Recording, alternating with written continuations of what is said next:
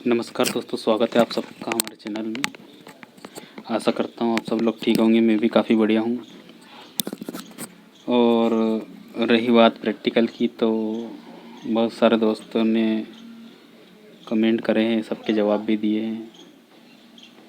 और कुछ लोगों ने प्रैक्टिकल भी करे हैं, कुछ के अच्छे रिजल्ट आए हैं, कुछ के बुरे आए हैं।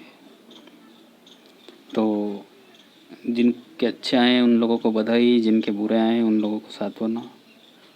कारण क्या है कि उन लोगों ने कमेंट भी कर दी हैं कि आपके प्रैक्टिकल फेल हैं, तो आप समझ ही गए होंगे।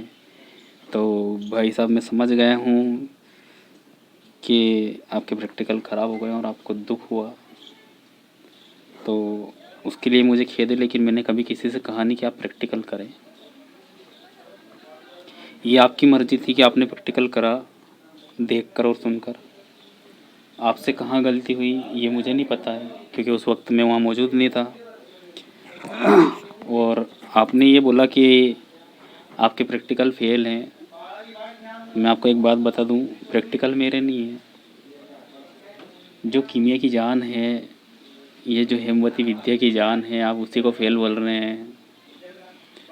तो भाई ये तो ऐसा हो गया कि आप किसी कक्षा में पढ़ने गए हैं और उस कक्षा में मान लो 100 व्यक्ति थे, जिसमें सिर्फ एक ही पास हुआ और बाकी आप फेल हो गए, तो आपने बोल दिया किताब ही फेल है।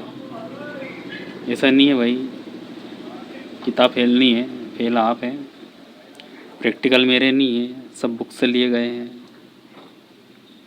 ठीक है, मैंने तो सिर्फ करे हैं। और अगर आप प्रैक्टिकल को फेल बोलते हो, तो आप सोचो, आप उन लोगों को फेल बोलते हो जिन लोगों ने इस पर मेहनत करी, जिन लोगों ने अपने अथाह निष्कर्ष के बाद ये चीज़ें बताई। और क्या बता सकता हूँ।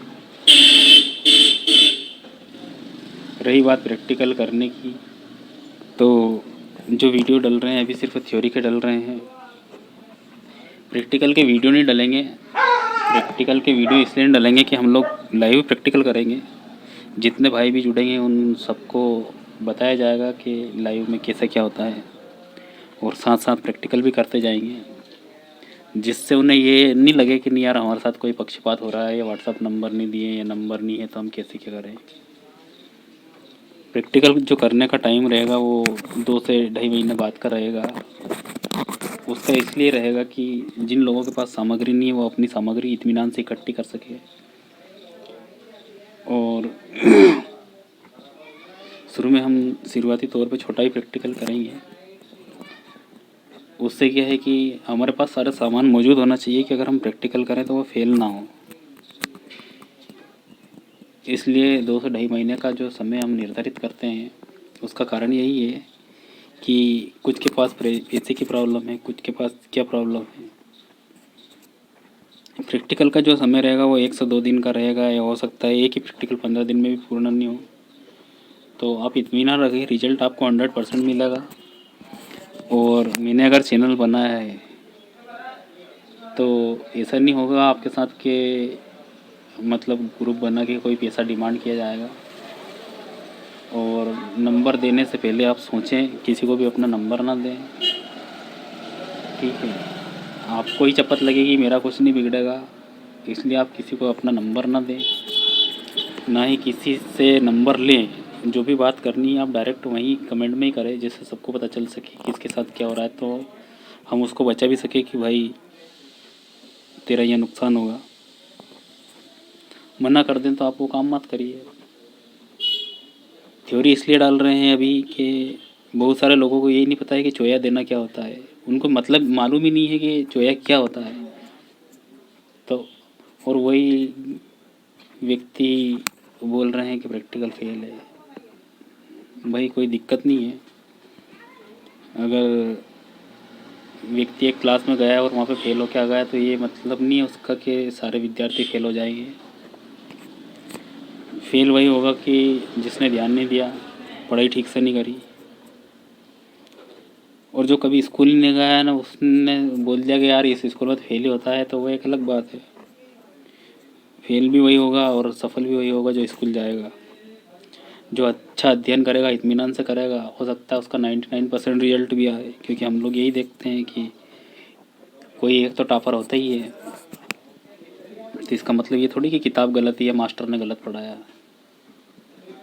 मास्टर भी सही है, किताबें भी सही है, और आप भी अपनी जगह सही है। तो कहने की बात आज यही थी कि हम लोग प्रैक्टिकल भी करेंगे, और प्रैक्टिकल का जो समय है वो 2 से 2.5 महीने का इसलिए निर्धारित करा कि आपको सामान एकत्रित करने में,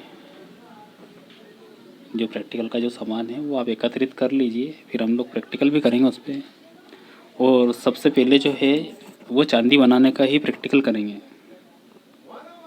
उसी से शुरुआत करी है। और मैं बता दूं आप लोगों को कि प्रैक्टिकल सारे सही हैं, 100% अपनी सत्यता पे खरे उतरते हैं। जिन लोगों ने रस सिंदूर का प्रैक्टिकल करा और उनका फेल हो गया, वो इसमें ये देख सकते हैं कि रस सिंदूर से कैसा कलर आता है, क्योंकि वो कलर आपके सामने चल ही रहा है। ठीक है, डेंसिटी बढ़ाना नहीं आता है किसी को, ठीक है, किसी को शुद्ध करना नहीं आता, तांबे से कापर निकालना नहीं आता। तो ये इसीलिए जो प्रैक्टिकल की जो थ्योरी डाली जा रही है वो इसीलिए डाली जा रही है कि आप अपना जो कीमती समय जो कमेंट करने में व्यर्थ करते हैं या दूसरी चीज़ों पे ध्यान देते हैं, उससे अच्छा कि आप प्रोडक्ट की क्वालिटी देखिए और उस चीज़ को समझिए कि कीमिया में क्या क्या चीज़ें होती हैं। इतना सक्षम मैं भी नहीं हूँ आपको कि अनाराम तक सिखाऊँ।